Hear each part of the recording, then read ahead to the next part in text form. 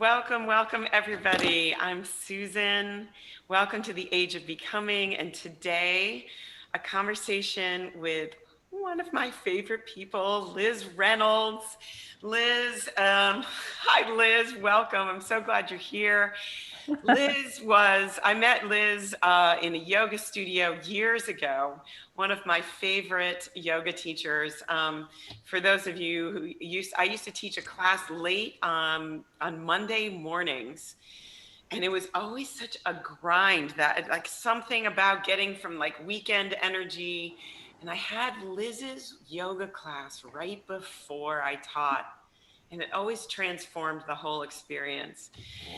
So Liz is an Ayurvedic wellness counselor and a movement teacher of a zillion different forms, um, and just a delight. So thank you for being with us. I'm so glad to be here and with you and talking about what you're up to and some of the things. I've been following your feed on Instagram and one of the things that came up not long ago was this little video you did about all the mixed messages that we get about what to eat that was so freaking hilarious. And the reason, like most good jokes, the reason it was so funny is that it was so true. Yeah. So I'm curious to just let's just start there about the kind of sea that we swim in regards to the guidance that we get for health. Be Yeah. healthy, eat meat. Be healthy, don't eat meat. Yeah? It's Yeah. really like wacky. Yeah. The bombardment, right? It's a cacophony of noise. And, you and I were talking about this earlier, is like that we are, even in this time of isolation, there's so much noise coming in, whether it's the news or social media or just advice, right? About like how to be healthy. Like, I think more than ever, people are sort of looking to like, what's going to make me feel better? What's going to make my immune system stronger? What's the right thing to eat? What vitamins should I take? All the things. And I made that post as just like, okay, this is ridiculous because there is no right way. There's only your way. There's only your body and your truth as far as like what you put in it and how you take care of it. And, you know, it's different for everybody. Yeah. Right. And we are so trained by the culture Yeah. to outsource our knowing, to outsource our understanding of health and well-being and what we actually need, um, in place of this checklist of things that we get from outside of ourselves. And what I've always appreciated about your teaching is that while you have tremendous experience and wisdom, that you are inviting us not to turn that power over, but to listen to ourselves and to really tune into what is Yeah. so for us. Yeah. Yes. Yeah. It's interesting that you made that connection because yes, I believe in that with across the board with what I put in my body, like what I eat and how I move, like how, I go to a class and the teacher says do X, Y, and Z, and if it doesn't fit what's going on with me that day, I don't do that. I don't need to do it that way. I'll do it my way. I might try it out, but you Yeah. know, Right. yeah, and it's just like the reliance or the false belief that we need the external cues that that we need the external forces to find what's true for us, Right. to find Right. the answer. Right. The answer. Right. Yeah. Mm-hmm. Like, look, I did all of these things. So, I think I must be okay. Right. Like, I think I think that it's set up for us as a way of getting safety, of having some kind of assurance that we're doing it right. Sure. And Yeah. I think that what I notice in myself and in the women who I work with is that that's a false sense of safety, right? Mm-hmm. That's a false sense of um, truth. That instead we can take that information, and I love what you say. Like, yeah, maybe I try it out. Like, maybe I see what happens when I move in that way, or Mm-hmm. and at the same time, I'm staying tuned into myself and connected to how it's actually landing and feeling. Yeah. Yeah, totally. Totally. I Yeah. had a thought a second ago and I lost it. Yeah, oh, I was going to say, especially as women, like I just recently, and I'm talking like in the past 2 years, have learned a lot about hormones and the way they and what their job in my body and sort of like how to nurture them and how to work with them really. And we forget as women sometimes that our body is chemically different every single day. And so what worked then doesn't work today, might not work tomorrow. And like,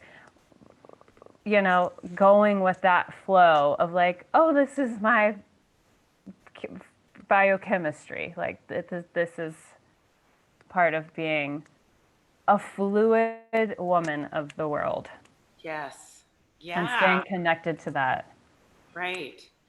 Yeah. We know this in movement too, right? And Mm-hmm. that our energy is shifting. I mean, even beyond hormones, how much sleep I've gotten, Yep. how, I just had an argument with somebody, that's going to just all change what feels good to do. And so, yeah, so tapping into that, the possibility of a ever changing answer to what feels right for me, Yeah. rather than like, this is what I do. I don't eat bread, or Mm-hmm. whatever, Mm-hmm. whatever sort of determination that I've made for myself. Mm-hmm. Um, continually checking in with, is that really what I need right now? Right. Yeah, Yeah. and I think those questions are really hard to answer because we have gotten into this habit, and this is not a new thing. I mean, generationally, we've been dealing with this for a very long time. Is that women are looking, we as people, that most we're speaking about women right now, is we're looking outside of ourselves, and we've lost this like trust. We've lost this intuition. We may not be able to attune to ourselves to really get the answers or to feel the answers of what we need because it's been so long since we've done that. Yeah. Right. And that's what I'm interested in. I'm like, okay, how I mean, I can't tell you how big of a shift it's been like in the past 2 years for me. Just asking that question or starting to like tune in and like cancel out the noise, cancel out the should this, should that, you Right. know. Right. So, um, I want to, well, there's so much there that I want to I say. know, I know. Yeah, I think that so one thing I wanted to say before I launch into the next thing is it's almost like building a muscle. It's like because we have turned over this um, the expertise to other people for, as you say, for generations. It's not like I can just say, and now I'm going to listen to it. No, I mean, I've got to build my ability to do this. Yes, I've it got to build takes my ability. yes, it takes a long time, and it's kind of the yogic path too, right? It is the yogic path. It's like know thyself, right? And sort of let the unconscious become conscious, Right, right. that which Listen, we have listen. blocked, Yeah. which we have right created obstacles over. Like let's uncover that and get to that wisdom body, that center Oh, I core. like that. The wisdom body. Right. Yeah. That's the deep listening. And if we haven't been listening, if we've been sort of like floating around in our intellectual heads and listening to, doing the research and all of that, when we open up the pathways, it can take some practice and some time to really listen and really receive what what is actually happening.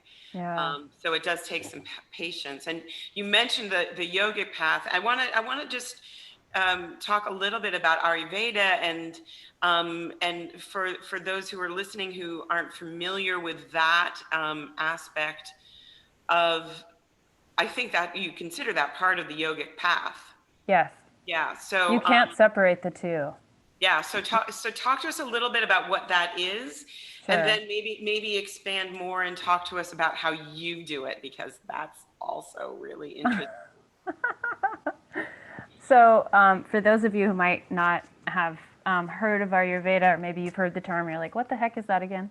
Um, it's you can consider. I've heard it being the sister practice of yoga. I've also heard it being the mother of yoga. So you could even think about it as this more feminine side, like almost the why behind yoga, or how. Maybe the how is better, but it's a system of healing that has more to do with preventative, a way to prevent ourselves from getting sick, finding a balance of health within these different bodies, right? Within our mind, body. It's an Eastern medicine practice. It's a holistic practice. So you don't just work with the body, obviously. You're working with the energy body, the mental body, the emotional body. And it's really, I like to describe it as the wisdom of living in your unique integrity, Mm. if that makes sense, right? Oh, That wait a minute, wait. I want to say, let's say that again. The wisdom of living in your unique integrity. yeah, and what I mean by unique is that Ayurveda considers everyone on the planet as having this very special blend of all of the elements. And some people have more of the fire element, some people have more of the air element, some people are more grounded. You can probably in your mind like think about, "Ooh, I'm that," or "I know one of those," or "I know someone like that." So right away you get this idea of like these different types, and it's not just body types, it's mind body types. So what I love about it is that once you sort of start to understand your unique dosha or your unique mind body type, you start to get a better sense of like, oh, this is why I go out of balance in these ways. This is why I have a tendency towards this. This is why I get really frustrated. This is why I tend towards, being constipated, right? So it's like once you start to get a grasp on that, you can start to heal yourself in a very natural, intuitive way. So it's yeah, Ayurveda is a system of healing Mm, that is mostly preventative, but it is also, I mean, there's Ayurvedic doctors that can treat disease from all kinds of all kinds of stuff. right, right. But is mostly your Yeah. focus on the preventative side of things, of sort of inviting people to Yes. understand their makeup and sort of Right. use the rough form to really inform themselves and maybe shine light on something that, like, oh, that's why I hate that, and that's why I love that. Yeah, Right. yeah, Right. I find that you get a very you you can you can develop a much more compassionate look at yourself, or idea of yourself, when you're like, oh, this is how I was born, like this is like what I was given to me. And it's much like a puzzle oftentimes, like when I do work with a client and she's having maybe a digestive issue, is that it might not be her gut. It might not be what she's eating. It might be something completely that she hadn't thought of before. And so that's why I love this holistic system, yeah. is you really are getting to know the entire person. You know, the intake form for Ayurveda is like 40 pages. Not to That's scare anybody. It's yeah, yeah. very it's good stuff, but So yeah, so what I wanted to just sort of shine a light on that actually is that in some ways the holistic quality of it um, is gets to a more complex, a more full vision of what we need for health than just don't eat any simple carbs, or like, I think, yes. right, like there's such a tendency is like, just do this one thing, or just intermittent fast, and all your problems will be solved. There's a sort of false simplicity to me in that, Yeah. and there's also the complication because you're getting all of these mixed messages. Right. What I'm hearing you talk about, and correct me if I'm wrong about this, but like, there is this holistic, like, let's look at, yes, let's look at what you're eating, but let's also look at how you're moving, and let's look at how you're sleeping, and let's look at your relationships, and let's look at your, all of Yeah. the components that make it more comprehensive, but on the same time sort of simpler, like more Yeah. more basic, or something. I don't know what the word. Yeah, it's twofold, because it is like a puzzle when I'm working with someone with some sort of an issue where it's not, you're not just going into the part of the body, right? You're looking at how the entire body is connected, including your nervous system and all that's encased in that. But when you were just talking, I thought of, you know, you see this in the fitness wellness world as well, where it's like, let's say you're working with a personal trainer. It's like, and this is not their job necessarily, but I wish that when we work with someone to help them, let's say, reach their fitness goals or their health goals, right? Or lose weight or something like that, what people don't take into account is like, what's going on, like, with your hormones? Do you hate your body? Are you having these obtrusive thoughts about yourself? Like, so that would be the mental body. And then, like, do you pee yourself when you do jumping jacks? Like, things that, like, let's just like push you like straight into this routine and like XYZ, here's the list, of things. I hope that's making sense, but I thought of like how this very go straight into into the problem. Let's fix the problem like head on, like boom. Right. Okay. So this is perfect for the other part of this that I was thinking about when you're doing this. I'm like, feels very masculine, Yeah. right? It feels very, Yeah. very like, all right, we can just see that your problem is you need more lower body strength, and so squats it is, or whatever. Um, what I'm hearing you talking about is the more feminine approach, Right. which is less like this.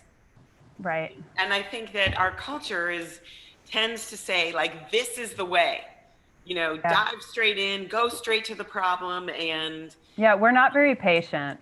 no, no, we are not very patient. Yeah, Fix me. Fix me. right. Yeah, right. Right. I'm sure that yeah. I mean, I'm sure that And I get that. I get where that comes from. I don't blame anybody for sure. wanting to be fixed because this is the way we are conditioned. This is like the way. A more feminine approach and sort of the way I was trained from my teachers is that there's no dogma, there's no right or wrong, there's no hierarchical system of better or worse. And that's where that sort of wisdom of living in your own unique integrity comes in. Because even Ayurveda, even this more Eastern holistic approach to medicine and to healing and health can get very dogmatic. It can get very masculine and allopathic, right? It can be like, oh, you have too much vata, which is too much air in your system. Eat these foods and drink these spices and do this exercises once a week, once a day. It can be like that. My You know? guess is that Liz Reynolds doesn't do it like. I'm just guessing here. No, no, I don't do that. I take a more patient approach because, and I can attest to that working, and and it's still a journey, Sure. you know? Yeah, I mean, to me, it sounds a little bit, like we aren't patient. You would think that if we learned anything through COVID, that we would learn patience, but it doesn't seem to be bearing out as yet. Um, but I see that sort of short term, that directive, do this, do that, as being a shorter term fix, and it might have some short-term impacts. But what I'm hearing you talk about is like, can I be in this for the long haul in my own body, with myself, Yeah, so that when my hormones change, when I go through menopause, when I, have an injury, that I have the skills yeah, and I have the relationship with myself that I can come back to. Does that make sense?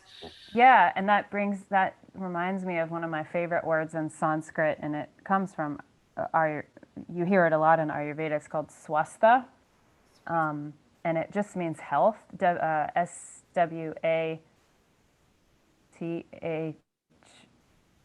SWATHSA. Yeah.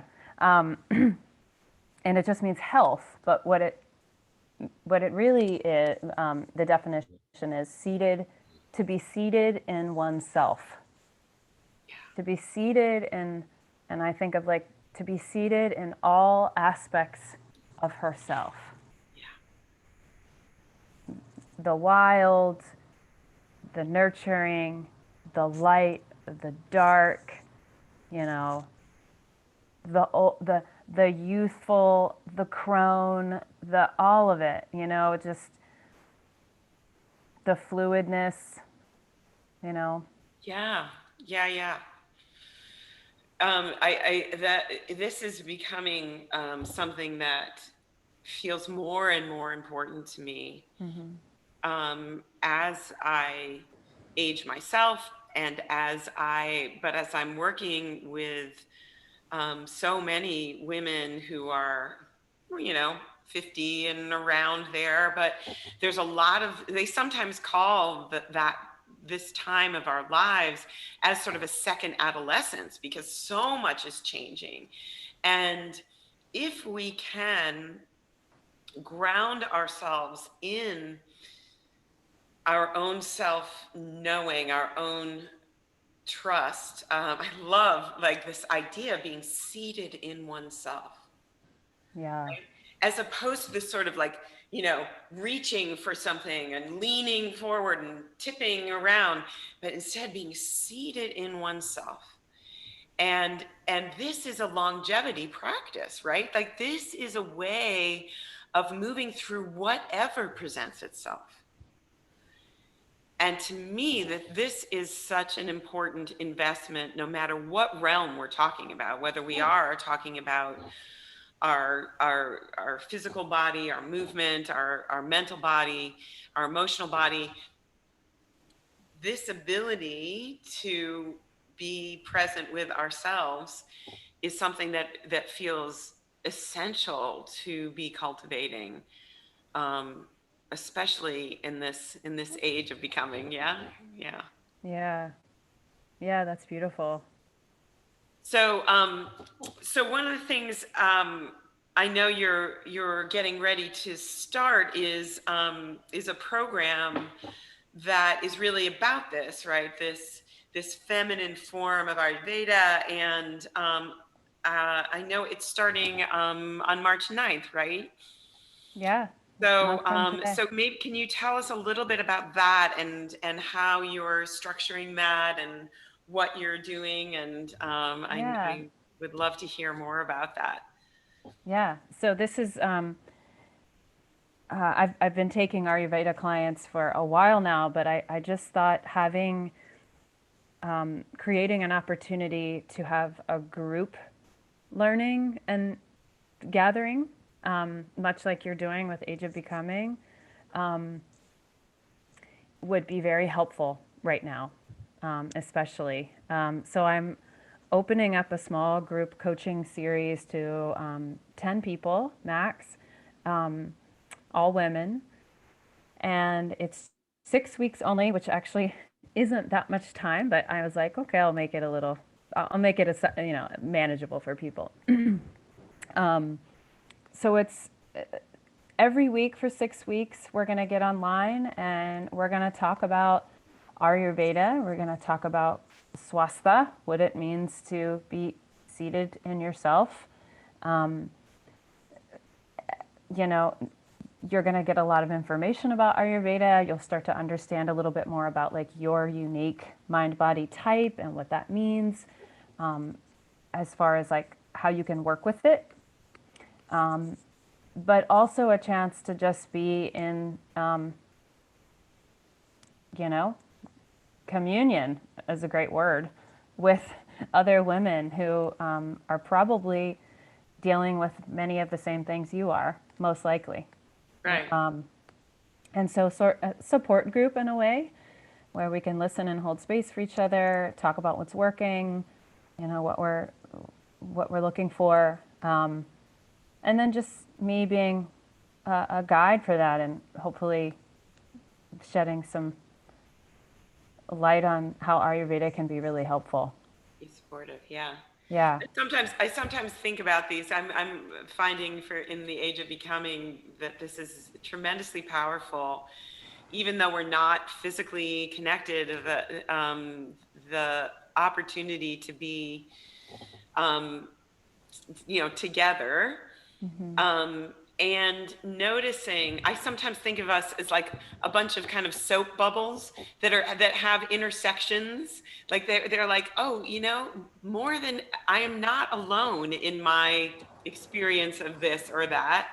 And there are things that are different about me, and I just love the opportunity to be connected in community in ways that allow us to talk about things that really matter Yeah. and that really get to the heart of what it means to yeah, to be feeling good in our bodies and to be connected to ourselves and to each other. So that Yeah. sounds fantastic. So so what I'm going to do is underneath this this interview, we will put a link to that opportunity and maybe tell people also where they can find you out in the interworld.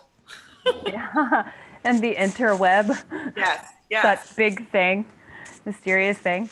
I have a website, lizreynoldsyoga.com. And on there you can, find out a little bit more about my Ayurveda offerings. And then I have a sort of an online movement offering that I do as well, that you can find information on that, movement classes. And then my contact list is on there. You can sign up for my newsletter there, and it's all there.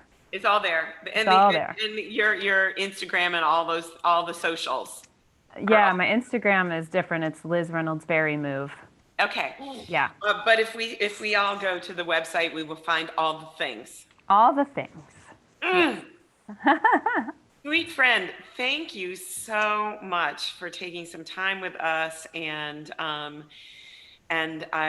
am so grateful that you are doing this work in the world, and I Thank hope that you. you'll come back and play with us again soon. Totally. Totally. I am grateful to be connected, Yeah, I even know. through a screen. I know. It's so good. All right, my friend. Um, mwah. See you Mwah. Okay.